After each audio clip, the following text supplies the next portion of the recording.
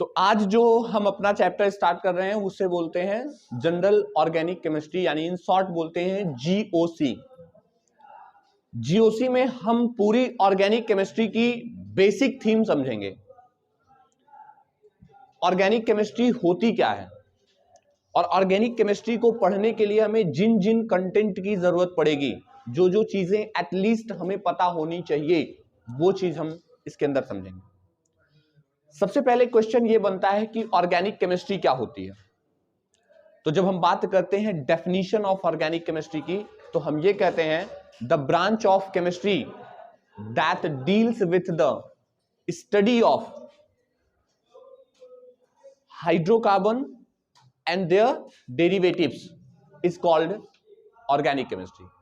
अब अगर हम कार्बन की पहले बात कर लें स्टार्टिंग, चूंकि हाइड्रोकार्बन वर्ड आ गया तो हाइड्रोजन और कार्बन से आ गया, तो सबसे पहले हम कार्बन की बात करें तो कार्बन का एटॉमिक नंबर 6 होता है। अगर कार्बन का एटॉमिक नंबर 6 है, इसका मतलब अगर आप क्लासिफिकेशन करते हैं तो 2 और 4 आएगा।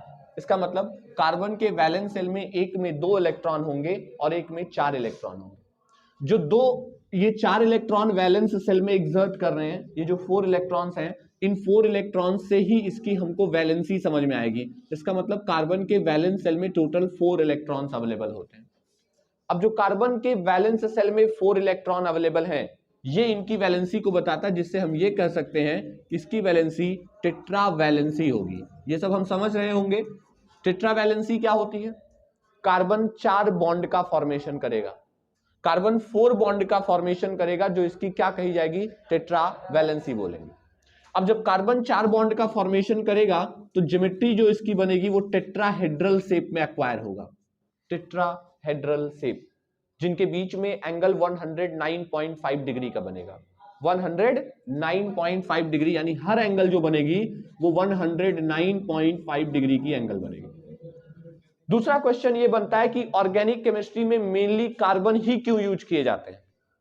ऑर्गेनिक केमिस्ट्री में मेनली कार्बन इसलिए यूज किए जाते हैं क्योंकि कार्बन एक ऐसा एलिमेंट है जो single bond, double bond, triple bond बना सकता है, ओपन चेन कंपाउंड का फॉर्मेशन कर सकता है, क्लोज चेन कंपाउंड का फॉर्मेशन करता है, और सबसे इंपॉर्टेंट पॉइंट ये है कि उसके पास कैटिनेशन प्रॉपर्टी सबसे ज्यादा होती है। यानी एक कार्बन दूसरे कार्बन से काफी स्ट्रांगली लिंक होता चला जाता है, और जब कार्बन कार्बन से लिंक होता है तो एक लॉन्गेस्ट कार्बन चेन का फॉर्मेशन कर देते हैं। मतलब ये समझ सकते हैं आप, सीधी बात ऐसे समझिए कि कार्बन से अगर कहीं पे सिंगल बॉन्ड का फॉर्मेशन करना है तो कार्बन सिंगल बॉन्ड भी बना देगा। कार्बन से अगर डबल बॉन्ड का फॉर्मेशन करना है तो कार्बन डबल बॉन्ड का फॉर्मेशन भी कर सकता है। कार्बन ट्रिपल बॉन्ड का भी फॉर्मेशन कर सकता है, depending upon the situation. Carbon open chain तो बना ही सकता है, सीधा एकदम स्ट्रेट चेन, ओपन चेन ये हो गए, simple. Carbon close chain compound का फॉर्मेशन कर सकता है, लाइक दिस, ये 3 मेंबर्ड की क्लोज साइक्लिक चेन बन गई, 4 मेंबर्ड की क्लोज साइक्लिक चेन बन गई, कार्बन क्लोज चेन बना सकते हैं। Carbon open chain, close chain बना सकता है, साथ में double bond, triple bond, single bond बना सकता है। कार्बन के अंदर ब्रांचेज भी हो सकते हैं और साथ में सब ब्रांचेज भी बन सकते हैं। ये देखो, ये सीधे हुआ तो ये ब्रांच बोला जाएगा, और सब ब्रांच का मतलब ये देखिए, इसके साथ भी अगर ब्रांचेस निकलने लगे तो इन्हें हम सब ब्रांच बोल रहे हैं। तो ये सारी प्रॉपर्टियां जो है वो सिर्फ और सिर्फ किसके पास है? कार्बन के पास है, बाकियों के पास नहीं है। इसलिए मेन जो स्ट्रीम एलिमेंट है इसके अंदर वो कार्बन है, और कार्बन की इसी प्रॉपर्टी की वजह से ऑर्गेनिक कंपाउंड बहुत एक्सेस क्वांटिटी में पाए जाते हैं, बहुत ज्यादा पाए जाते हैं। अब जो कार्बन एक्सेस क्वांटिटी में पाए जा रहे हैं, उनकी इस कार्बन की इसी प्रॉपर्टी की वजह से वो ऐसे पाए जाते हैं। ये तो बात सिंपल हो गई कार्बन की। अब कार्बन के साथ जो बेसिक एलिमेंट अटैच होता है वो होता है हाइड्रोजन।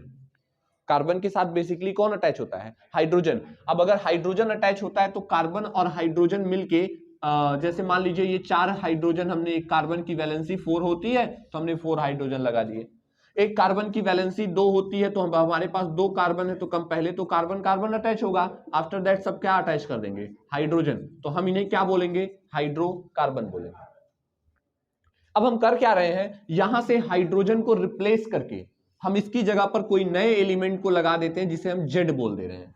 तो जैसे यहां से कार्बन को हटा करके हम कोई नया एलिमेंट जेड अप्रोच कर रहे हैं, जेड अप्रोच कराते हैं, तो इसका मतलब ये हो गया कि अब ये जो जेड है, अब जो ये जेड है, ये क्या बोला जाएगा? डेरिवेटिव बोला जाएगा। हमने डेफिनेशन क्या बोली थी ऑर्गेनिक कंपाउंड की?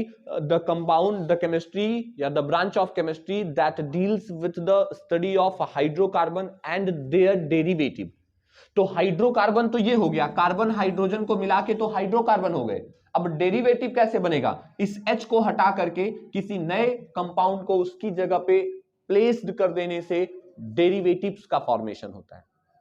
अब ये बेसिकली जो जेड है वो हमें मेनली 8 लेकर के चलने हैं। कौन कौन से होते हैं? टोटल ऑर्गेनिक केमिस्ट्री में 10 एलिमेंट होते हैं। कौन कौन? Carbon, hydrogen, nitrogen, oxygen, phosphorus, sulphur, chlorine, fluorine, bromine and iodine. अगर आप काउंट करें तो ये 10 एलिमेंट्स हैं जो मेनली ऑर्गेनिक कंपाउंड के फॉर्मेशन के लिए रिस्पॉन्सिबल होते हैं, जो मेन ये 10 एलिमेंट्स ऑर्गेनिक कंपाउंड बनाते हैं। आउट ऑफ 10, इन 10 में से ये 2 सबसे ज्यादा पाए जाते हैं। कौन? कार्बन और हाइड्रोजन, जो कह सकते हो एक तरह से कि इंपॉर्टेंट कॉन्स्टिट्यूएंट हैं, जिनके बिना ऑर्गेनिक कंपाउंड बनने ही नहीं है। ये तो 2 होंगे ही होंगे। आफ्टर दैट H को हटा हटा के कभी नाइट्रोजन, ऑक्सीजन, फास्फोरस, सल्फर ये सब लगते रहेंगे, तो उन्हें बोलेंगे डेरिवेटिव ऑफ हाइड्रोकार्बन। इस तरीके से हमारे पास ऑर्गेनिक कंपाउंड की डेफिनेशन क्लियर हो गई। The branch of chemistry that deals with the study of hydrocarbon and their derivatives is called organic chemistry. अब अगर मैं ऑर्गेनिक केमिस्ट्री की क्लासिफिकेशन करता हूं, तो ऑर्गेनिक केमिस्ट्री को अगर आप क्लासिफाई करेंगे तो सबसे पहला इसका जब हम क्लासिफिकेशन करेंगे तो हम इसे ओपन चेन और क्लोज चेन के बिहाफ पे क्लासिफाई कर सकते हैं। मतलब ओपन चेन क्या होते हैं और क्लोज चेन क्या होते हैं, सबसे पहले हम इसी के बिहाफ पे इसे क्लासिफाई करते हैं। तो देखिए, ऑर्गेनिक कंपाउंड को जब हम ओपन चेन और क्लोज चेन के बिहाफ पे क्लासिफाई करेंगे तो सबसे पहले ऑर्गेनिक कंपाउंड लिख लेते हैं। ऑर्गेनिक कंपाउंड, तो जो ऑर्गेनिक कंपाउंड होते हैं, सबसे पहले इन ऑर्गेनिक कंपाउंड का क्लासिफिकेशन 2 कैटेगरी में किया जाता है। एक को बोलते हैं ओपन चेन बोलते हैं, और एक को बोलते हैं क्लोज्ड चेन। क्या बोलते हैं? क्लोज्ड चेन कंपाउंड बोलते हैं। तो एक ओपन चेन कंपाउंड हो गया और एक क्लोज्ड चेन कंपाउंड हो गया। इनको दूसरे नाम से भी बुलाते हैं, इन्हें बोलते हैं एसाइक्लिक और इन्हें बोलते हैं साइक्लिक। मतलब मैं ऑब्लिक लगा के लिख सकता हूं कि इन्हीं का नाम होता है क्या? एसाइक्लिक, और इसी का नाम हो जाता है ऑब्लिक लगा के साइक्लिक। तो इस तरीके से ये 2 बन सकते हैं, एसाइक्लिक और साइक्लिक, यानी ओपन चेन या एसाइक्लिक, क्लोज्ड चेन या साइक्लिक कंपाउंड। अब जो ओपन चेन कंपाउंड या एसाइक्लिक कंपाउंड है, अगर मैं इनको क्लासिफिकेशन में डरता हूं तो इनकी मैं 2 कैटेगरी बना देता हूं। एक को बोलते हैं अनसैचुरेटेड और दूसरे को बोलते हैं सैचुरेटेड। तो एक हो गया अनसैचुरेटेड और दूसरा क्या हो गया? सैचुरेटेड। अब बताओ अनसैचुरेटेड और सैचुरेटेड में क्या डिफरेंस है? अनसैचुरेटेड वो कहे जाएंगे जिनके पास डबल ट्रिपल बॉन्ड ना हो, और जो सैचुरेटेड है उनके पास सिर्फ और सिर्फ सिंगल बॉन्ड होंगे। इसका मतलब यहां पर हम कह सकते हैं कि ओनली सिंगल बॉन्ड, केवल सिंगल बॉन्ड होंगे। अब ऐसा तो नहीं है किसी को सिंगल बॉन्ड बताने की जरूरत है, हम सब लोग ऑलरेडी केमिकल बॉन्डिंग में सब पढ़ रखे हैं। सिंगल बॉन्ड क्या होते हैं, डबल बॉन्ड क्या होते हैं, ट्रिपल बॉन्ड क्या होते हैं, दिस दैट सब क्लियर है सबको छोटी। और अनसैचुरेटेड में हम जाएंगे तो ये 2 कैटेगरी में बन जाते हैं। एक को बोल देते हैं हम लोग एल्कीन और एक को बोल देते हैं एल्काइन। एल्काइन मतलब क्या हो गया? एल्कीन का मतलब हो गया डबल बॉन्ड मतलब हो गया एल्कीन, और ट्रिपल बॉन्ड का मतलब हो जाता है एल्काइन। ट्रिपल बॉन्ड तो डबल बॉन्ड, ट्रिपल बॉन्ड और सिंगल बॉन्ड, तो एल्केन, एल्कीन, एल्काइन। इन्हें हम अनसैचुरेटेड में एक नाम दे सकते हैं एल्केन। तो इस तरीके से एल्केन, एल्कीन और एल्काइन बनके तैयार हो जाते हैं। ऐसे जब हम क्लोज चेन कंपाउंड का क्लासिफिकेशन करते हैं, सिमिलरली अगर हम क्लोज चेन कंपाउंड को क्लासिफिकेशन में रखें तो सबसे पहले हम इनको बनाएंगे होमोसाइक्लिक और हेट्रोसाइक्लिक। Homocyclic and heterocyclic. तो फर्स्ट ऑफ ऑल हम जब इनका क्लासिफिकेशन करते हैं तो हम एक बनाते हैं होमोसाइक्लिक, होमोसाइक्लिक, और एक को बोलते हैं हेटेरोसाइक्लिक, साइक्लिक। अब होमोसाइक्लिक और हेटेरोसाइक्लिक का मतलब समझिए। होमोसाइक्लिक का मतलब ऐसी साइकिल, ऐसी कार्बन चेन जिसके अंदर सिर्फ और सिर्फ कार्बन प्रेजेंट हो, ओनली एंड ओनली कार्बन, पूरी साइकिल में सिर्फ कार्बन होने चाहिए, तो वो कहे जाएंगे होमोसाइक्लिक। एंड हेटेरोसाइक्लिक मींस हो गया जिस कार्बन चेन के अंदर कार्बन के साथ साथ other element like nitrogen, oxygen, fluorine, sulphur, ये सब भी प्रेजेंट होते हो, तो हम उन्हें बोलते हैं क्या? हम बता दें आपको, क्लोरीन नहीं ले सकते, क्योंकि जब साइकिल बनेगी तो एटलीस्ट हमें उस एलिमेंट की 2 वैलेंसी चाहिए होगी, क्योंकि साइकिल में हमें 2 कॉर्नर को जोड़ना होता है। इसलिए हम जब भी लेंगे, हम या तो नाइट्रोजन ले सकते हैं, ऑक्सीजन ले सकते हैं, सल्फर ले सकते हैं, है ना, फास्फोरस ले सकते हैं, लेकिन हम लोग फ्लोरीन, क्लोरीन, ब्रोमीन, आयोडीन को नहीं ले सकते। तो इस तरह से जब ये अटैच होंगे तो हेटेरोसाइक्लिक हो जाएगा, और ये अटैच होंगे तो होमोसाइक्लिक। अब होमोसाइक्लिक को अगर मैं फिर से क्लासिफाई करूं तो होमोसाइक्लिक की 2 कैटेगरी बनेगी। होमोसाइक्लिक की जो 2 कैटेगरी बनेगी उनमें एक को बोलेंगे हम लोग, एक को हम लोग बोलेंगे एलिसाइक्लिक, एलिसाइक्लिक, और एक को बोलेंगे एरोमेटिक।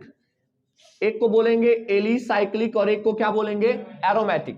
तो एक चेन बन गई एलिसाइक्लिक और एक चेन बन गई एरोमेटिक।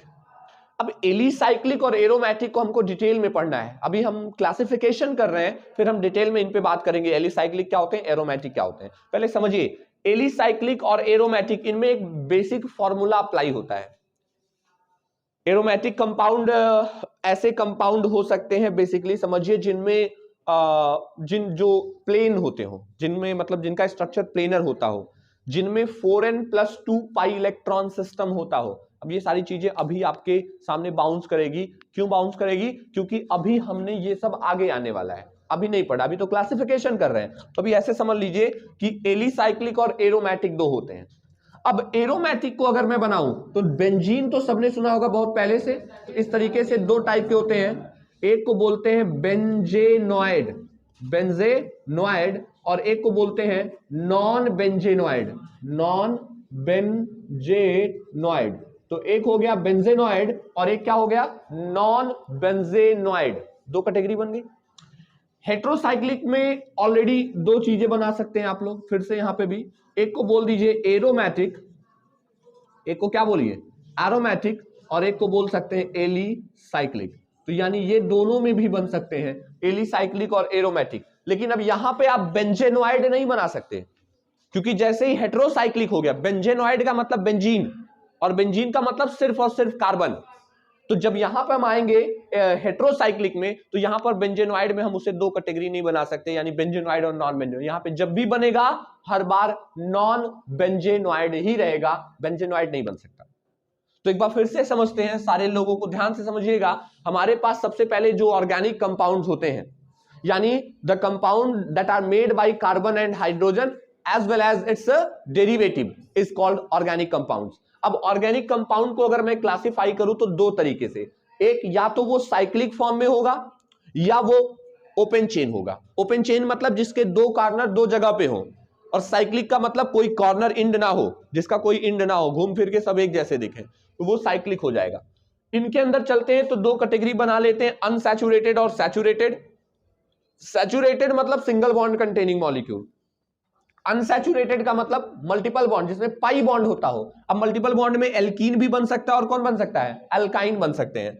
ऐसे होमोसाइक्लिक की अगर मैं बात करूं, अब यहां तोड़ोगे तो 2 बनेंगे, होमो और हेटेरो। होमोसाइक्लिक किसके अंदर होगा? जिसमें सिर्फ और सिर्फ कौन होगा? कार्बन, उसे होमोसाइक्लिक बोलेंगे। और हेटेरोसाइक्लिक में कार्बन के साथ साथ नाइट्रोजन, फास्फोरस, ऑक्सीजन, सल्फर, ये सब प्रेजेंट होंगे, उन्हें क्या बोलेंगे? हेटेरोसाइक्लिक बोलेंगे। ठीक है। अब होमोसाइक्लिक की 2 कैटेगरी होती है, एक एलिसाइक्लिक और एक एरोमेटिक। Alicyclic, aromatic. एलिसाइक्लिक क्या हो जाएगा? एलिसाइक्लिक क्या हो जाएगा? जिनके पास एरोमेटिक कैरेक्टर ना हो। तब ये हम अभी समझते हैं एरोमेटिक क्या होते हैं और नॉन एरोमेटिक क्या हो जाएंगे। तो अब एरोमेटिक में बेंजेनोइड और नॉन बेंजेनोइड, और ये एरोमेटिक और इसको नोट कर लीजिए इतनी चीजें जल्दी से, फिर आगे बढ़ते हैं।